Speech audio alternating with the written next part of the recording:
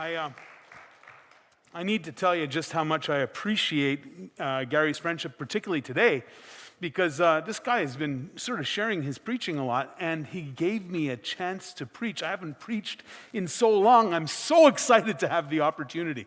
So thank you, sir. Thank you very much. We are missionaries in Belgium, in London, Ontario. I taught 5 classes this week of students in Belgium, and the good news is they're about to shut down the schools in Belgium anyway. I think this coming week it's going to happen, and so I was going to be locked up in my apartment. Might as well be locked up in London as in Belgium because I got my kids here.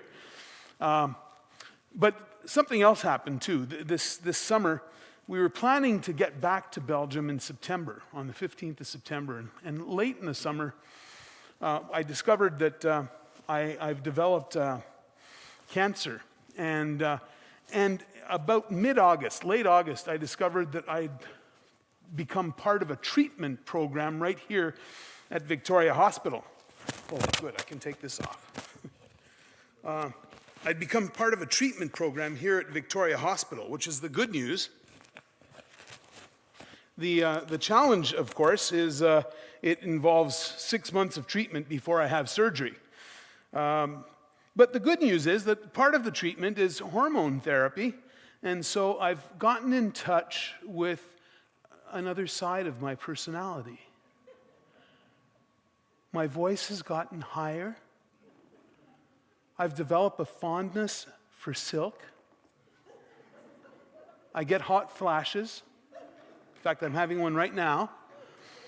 And I've become just a little bit more emotional, and I was already very emotional. So if I stop to cry during the sermon, you'll know it's not because I'm so deeply spiritual, it's the hormones. Is that okay? Okay. I want to talk to you today about the silence of God from the book of Habakkuk.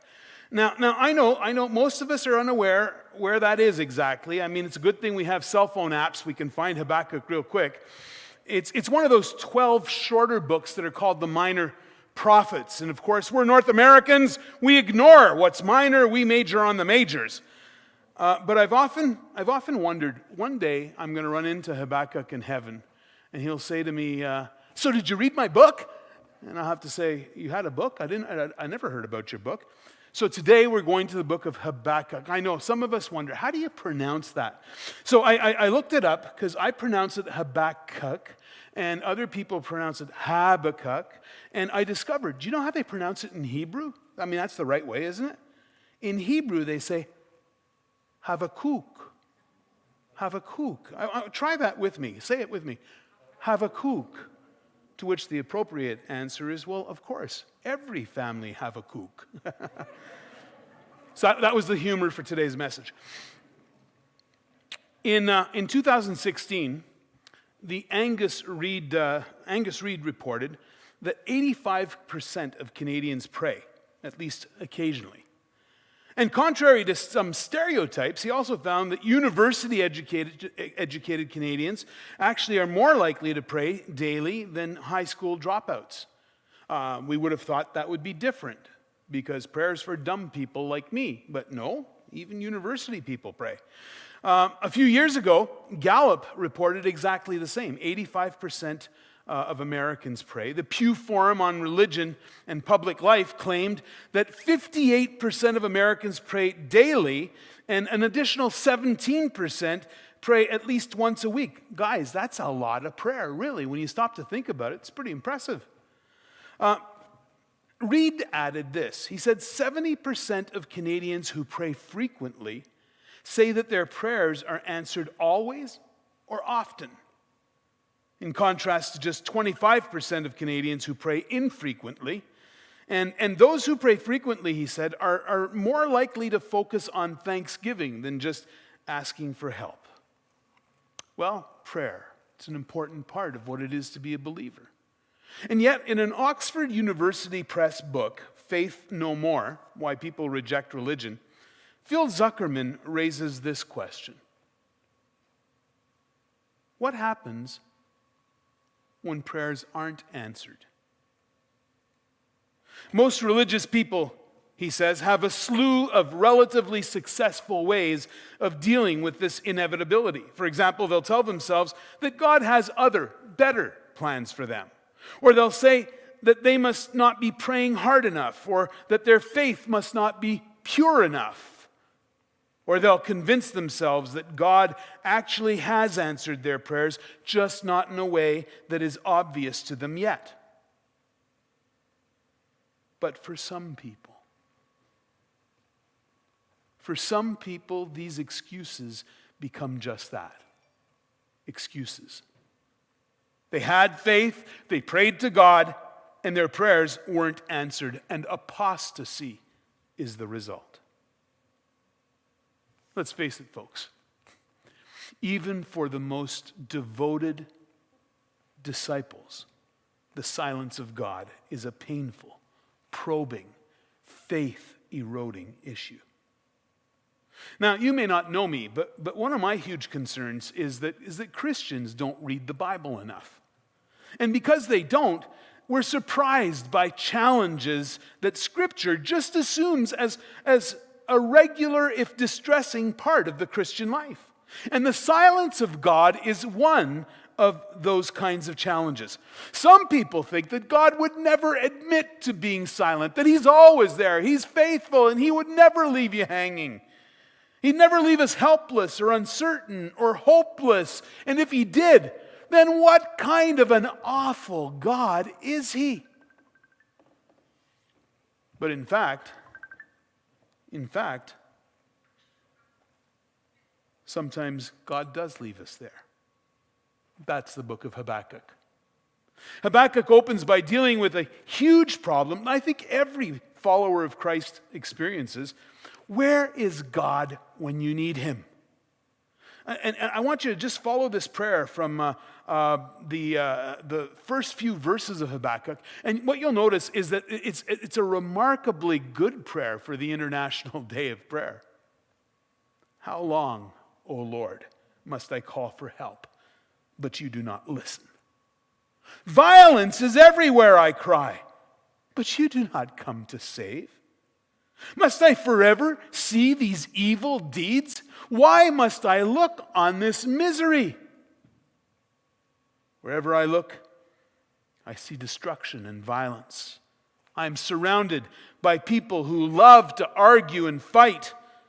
The law has become paralyzed, and there is no justice in the courts. And the wicked far outnumber the righteous, so that justice has become perverted. You know, Habakkuk appears in a time of history not unlike our own. We don't know much about him, but it's during the reign of the wicked king Jehoiakim, just before Judah is about to be invaded by the new thug on the world stage, the Babylonians. And while there's no COVID, thank God, it's a season of international crisis, national corruption. And here's the problem. Where is God in the midst of the crisis? What's He doing? Where is He? How many of you know there's a crisis going on somewhere for everybody? Yes? No? There's always a crisis going on somewhere. It all depends on which side of the crisis you're on, I guess. It's mid-July. Farmers are praying for rain, and this young bride is praying for sunshine and cool breeze for her outdoor wedding. It's the World Series, and the Tampa Bay Ray fans are praying for a win, and the LA Dodgers fans are praying for a miracle. First time since 1988. Imagine that. Do you think that means there's hope for the Leafs? Go Habs, go. I'm a Quebecois. There's always a crisis somewhere. Whose crisis? I guess it depends on what side of the rain you're on. So let's admit it. Whatever is happening, it's happening right here on planet Hollywood. There's a crisis going on. Hello? Did you notice? There's a crisis going on in our world. Now I know, some of us don't believe it, but we are living through a crisis, my friends. Some people don't know a single person with COVID.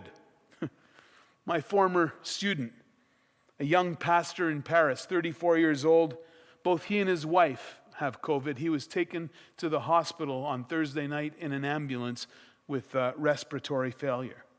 Yeah, you don't know anybody, but I know somebody. Some people don't get this Black Lives Matter thing at all. All lives matter, don't they? Stuff happens, doesn't it? Yeah, that might be true. But I have biracial grandchildren, and let me tell you something. Black lives matter. It just depends what side of the crisis you're on.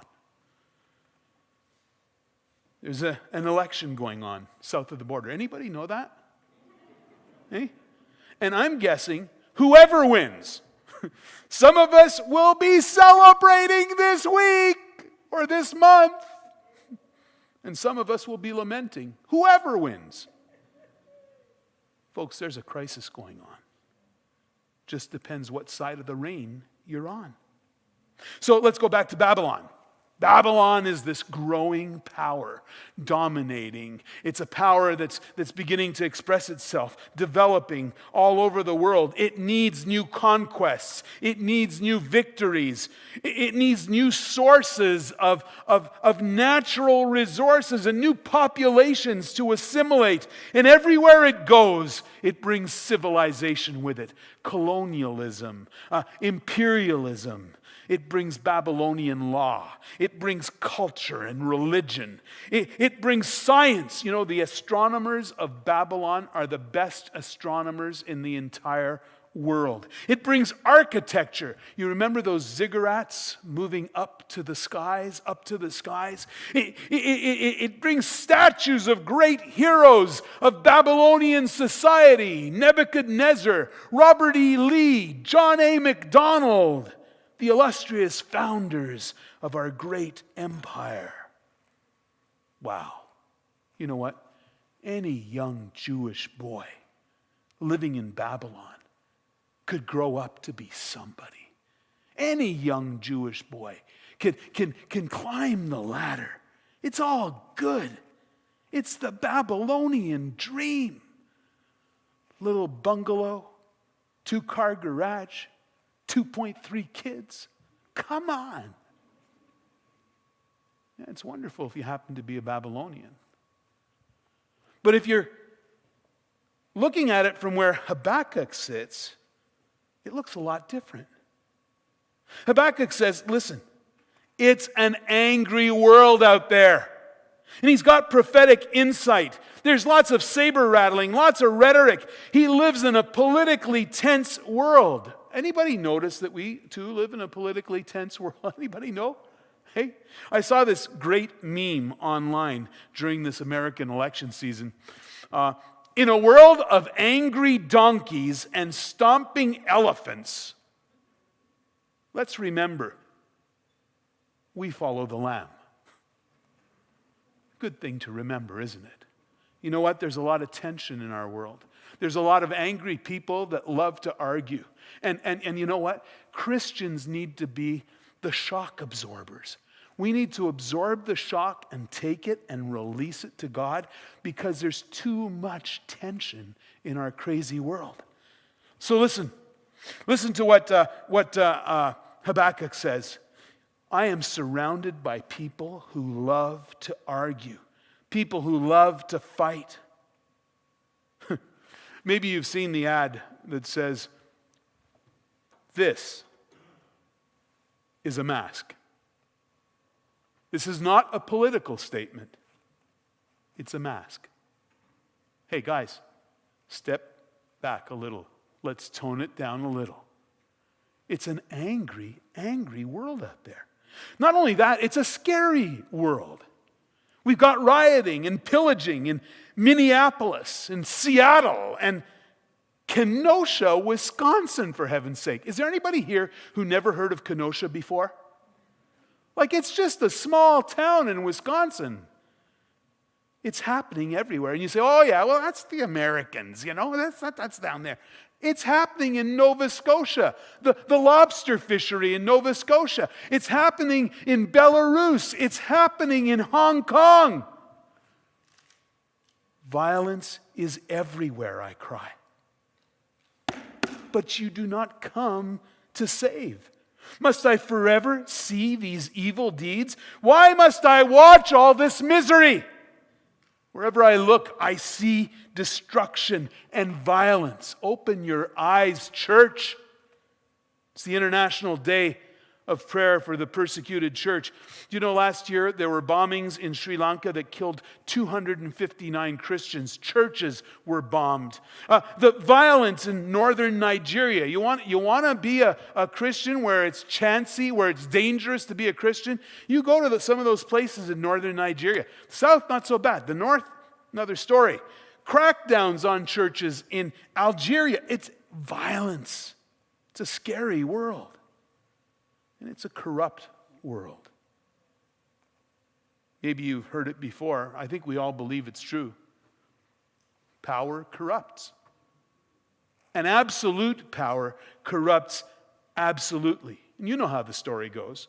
The poor are getting poorer, the rich are getting richer, and us guys in the middle, we're getting thinner. Billionaires, it's been reported, have grown their wealth by 27% during this pandemic. A combined all-time high of $10.2 trillion. $434 billion accumulated during the pandemic. Guys, I don't know what you think, but I just don't see any way that that's fair. I don't see any way. Maybe there are laws that make it legal, and maybe there are governments that protect this kind of. I just don't see. Listen, here's the statistics from Oxfam. 46% of the world's wealth. Next slide, please. 46% of the world's wealth are in the hands of 1% of the population. Guys, I don't care what the law is. I don't care about capitalism. I don't care about socialism. I don't care about communism. All I know is something is wrong in the world. Here's what one of those Swiss bankers, you know those numbered Swiss accounts? Joseph Stadler of Switzerland's UBS Bank said his billionaire clients are growing concerned. I bet they are. That there's a growing inequality between the rich and the poor that could lead to a strike back. You think? You think?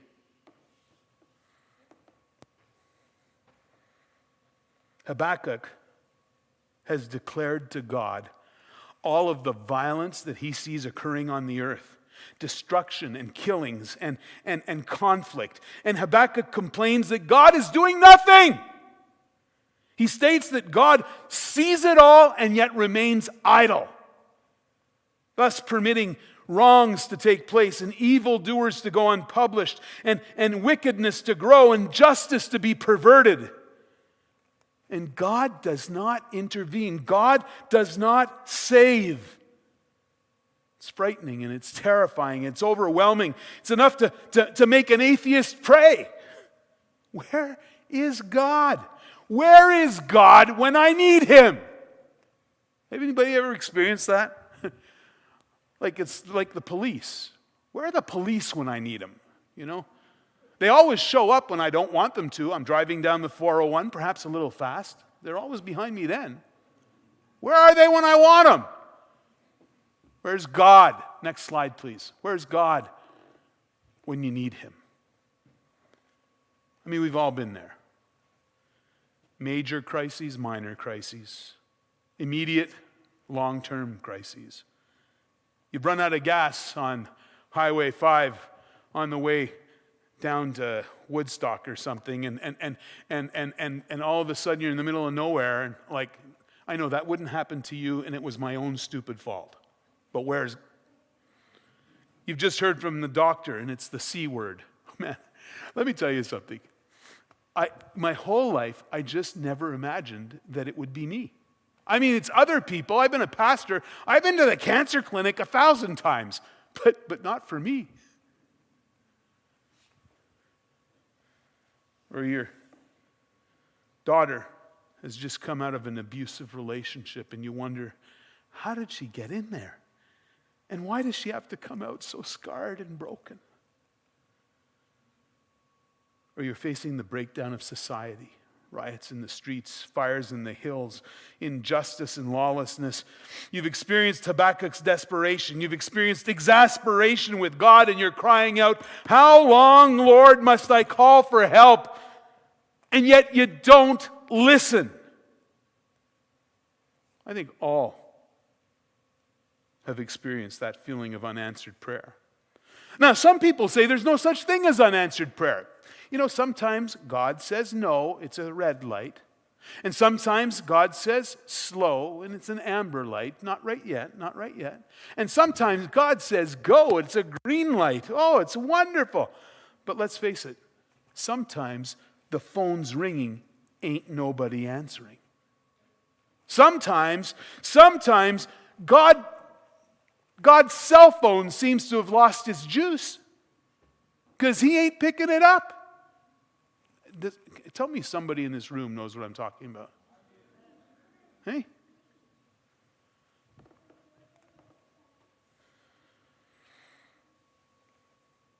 I could deal with a solid no.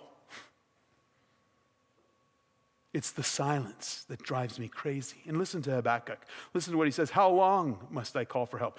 This isn't just a situation that happened overnight. This ain't my first prayer meeting, baby. I've prayed and prayed and prayed, and now I'm sick and tired, and I'm not praying the same stupid prayer anymore. It becomes a kind of a rebellion. I'm not going to pray this prayer anymore. I'm done, God. For some of us, it becomes, I'm done with prayer itself. I love God. I believe in God. Yeah, but I just don't do it. Well, maybe I do it occasionally, big exam, pray. But I don't expect much. And for others, it's even deeper. For some people, I'm done with God. I may still come to church. I may even still do stuff around here. But in my heart, he's dead to me. Because he didn't come through.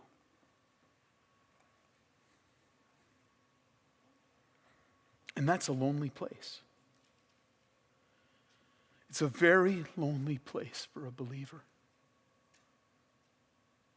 Jeanette Winterson is a British writer who was, as a child, adopted by Pentecostal evangelists. They were from the Elim Church in Britain. She was raised in a Pentecostal church, and as a child, as a little girl, she wanted to be a missionary. But clearly she had some big struggles and some big pain. And in her semi-autobiographical novel, Oranges Aren't the Only Fruit, she wrote this: I miss God. I miss the company of someone utterly loyal. I still don't think of God as my betrayer. The servants of God, yes.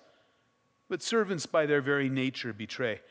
I miss God, who was my friend. I don't even know if God exists. Oh, what a lonely, hurting place that is. But it's the silence of God.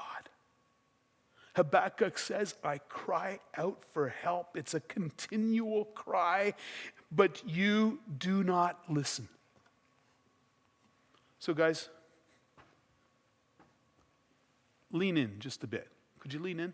Because I'm going to tell you something that you need to know.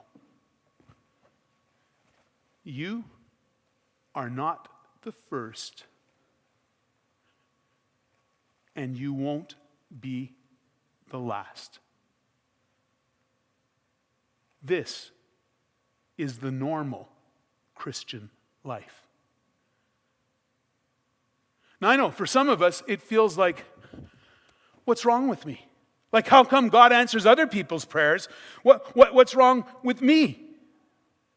And I get it. If you're experiencing the silence of God, Listen, this is me. I'm not your pastor, but I am a pastor. And I've experienced a ton of stuff myself, my own disappointments with God. And you know what? I've watched other people come here.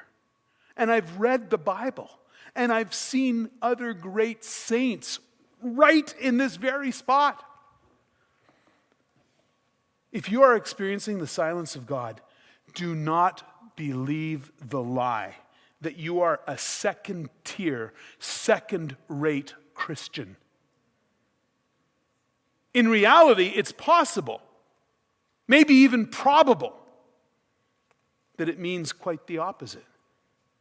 Maybe, just maybe, God has entrusted you with his apparent silence. Feeling ripped off? Feeling like God is silent?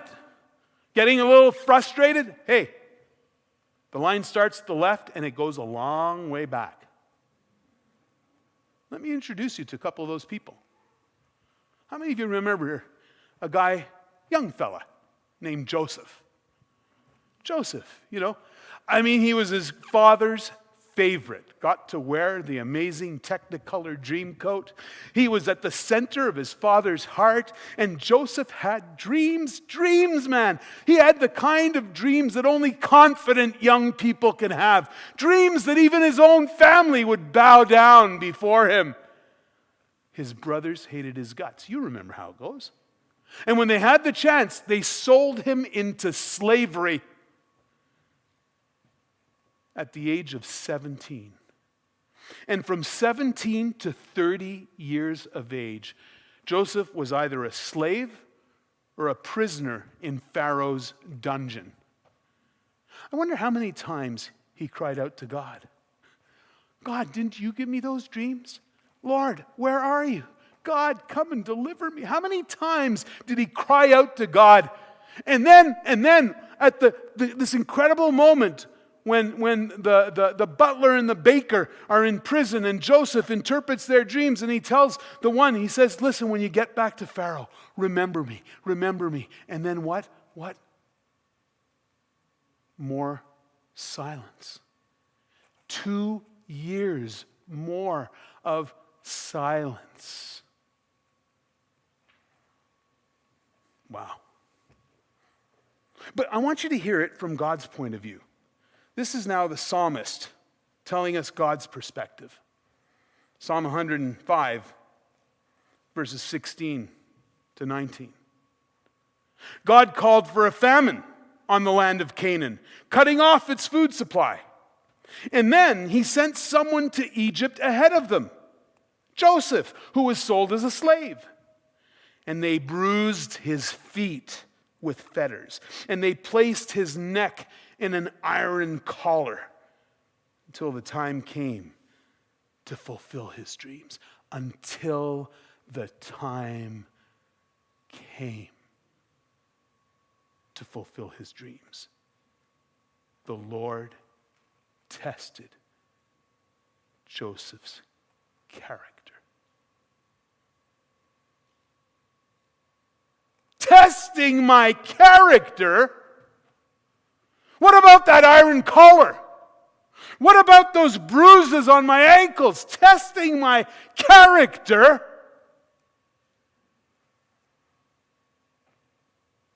Of course, you recall Job. Job was one of God's favorites, right? I mean, when Satan comes and talks to God, God says, there's no one on earth like Job. He's blameless and upright, a man who fears God and shuns evil, Yahweh says. Next thing you know, his wealth evaporates. His family is dead. Job gets so sick, he wants to die. And then listen to this. Listen to this. I cry to you. I need you to move slides. 2 slides now. 2? No? No, back 1. Back 1. Back 2. It's there somewhere. Back another one. Sorry. Back one more. Shucks, there is a slide here somewhere. There it is. Job 30 verse 20. I cry to you, O God, but you don't answer. I stand before you, but you don't even look at me. You've become cruel toward me.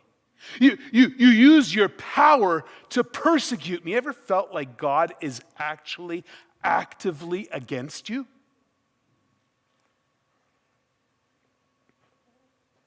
And what does he get in return? Silence. Sometimes God seems so close and wonderful and warm. I'll tell you, I have been visiting with you, coming to church here the last several weeks, and it has given me so much joy, Gary, to come into the house of God with the people of God and to worship, just to worship.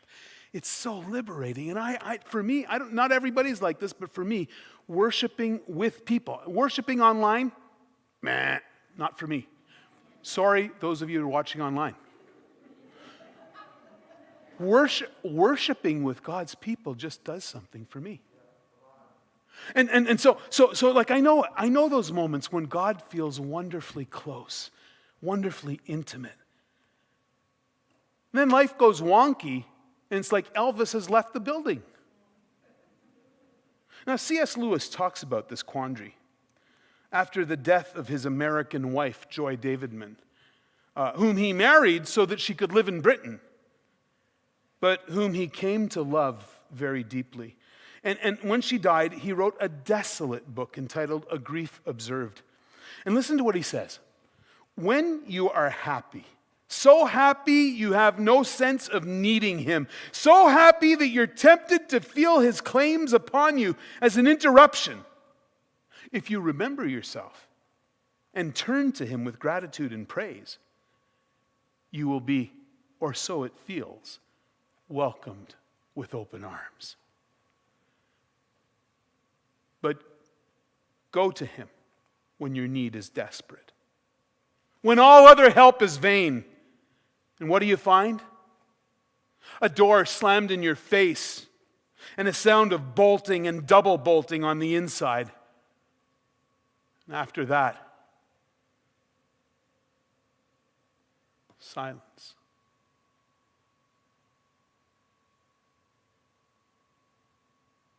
Maybe you've never been there. I can almost promise you, you will. It's the silence of God. Cold, barren, bitter. Oh yeah, there's one other person I wanted to mention. We saw Joseph and we saw Job. One other guy, his name is Jesus. You remember him? You remember Jesus? Jesus who maybe felt it more deeply than anyone else. During his greatest need, when his soul became overwhelmed with sorrow even to the point of death, he poured out his heart to God the Father. 3 times in the garden he cried out, asking to be spared from the coming sufferings if possible. And as far as the scriptures record, the Father uttered not a word in Gethsemane. Father, if you're willing, please take this cup of suffering away from me. Yet I want your will to be done, not mine. And it says he prayed more fervently, and he was in such agony of spirit that his sweat fell to the ground like great drops of blood.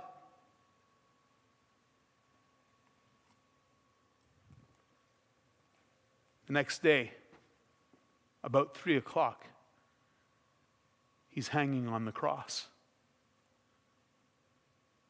And he cries out these pathetic words, Eloi, Eloi, lama sabachthani. My God, why have you abandoned me? I will never leave you or forsake you. But it seems like you've abandoned me, O God. I love one of the great writers of the 20th century for evangelical Christians was a guy named John Stott. Maybe you remember that name. He wrote a classic book called The Cross of Christ. If you ever want to know about the cross, number one reference. The Cross of Christ, Stott says this: I could never myself believe in God if it were not for the cross.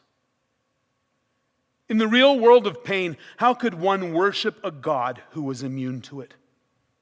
I have turned to that lonely, twisted, tortured figure on the cross, nails through hands and feet, back lacerated, limbs wrenched, brow bleeding from thorn pricks, mouth dry and intolerably thirsty, plunged in God-forsaken darkness. That is the God for me. Somebody say amen. That is the God for me. He laid aside his immunity to pain. He entered our world of flesh and blood, tears and death. He suffered for us. Or as Dietrich Bonhoeffer put it, only a suffering God can help. Because folks, listen to me, this is the world we live in. This is the broken world out of which you and I are called. And this is the kind of God who loves us. C.S. Lewis again, one of my favorite writers. The Chronicles of Narnia. I read these books to my kids. The Magician's Nephew. I know you know The Lion, the Witch, and the Wardrobe. Everybody knows The Lion. But this, The Magician's Nephew, Diggory Kirke, is a pesky, mischievous, disagreeable kid. But his mother is at the point of death. And Diggory appears before the lion, Aslan, the Christ figure in the Chronicles of Narnia. And he begs the lion to give him something to make his dying mother well. It's a heart-rending request, a prayer of desperation, and yet at that time, Aslan appears to ignore it completely. This is Lewis now, he'd been desperately hoping that the lion would say yes. He'd been horribly afraid it might say no. But he was taken aback when he did neither. There it is. The silence of God, that cold shoulder, the door bolted and double bolted. But a little while later, Diggory dares to ask Aslan for help again. He thought of his mother, and he thought of the great hopes he had and how they were all dying away, and a lump came in his throat and tears in his eyes, and he blurted out, "But please, please, won't you? Can't you give me something that will cure Mother?" And up till then, he'd been looking at the lion's great feet, the huge claws on them. And now, in despair, he looked up at its face, and what he saw surprised him as much as anything in his whole life. For the tawny face was bent down near his. And wonder of wonders, great shining tears stood in the lion's eyes. They were such big, bright tears compared with Diggory's own that for a moment he felt as if the lion must be sorrier about his mother than he was himself. My son, said Aslan, I know. Grief is great. Diggory's prayer remains unanswered, but everything has changed.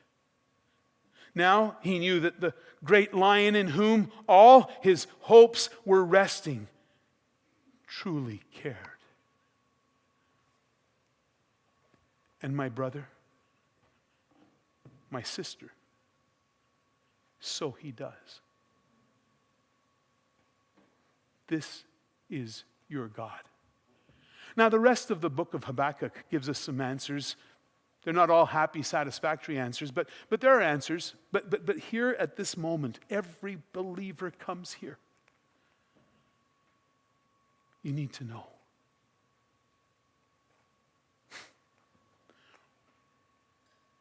When you're facing the silence of God, then you must look for his tears.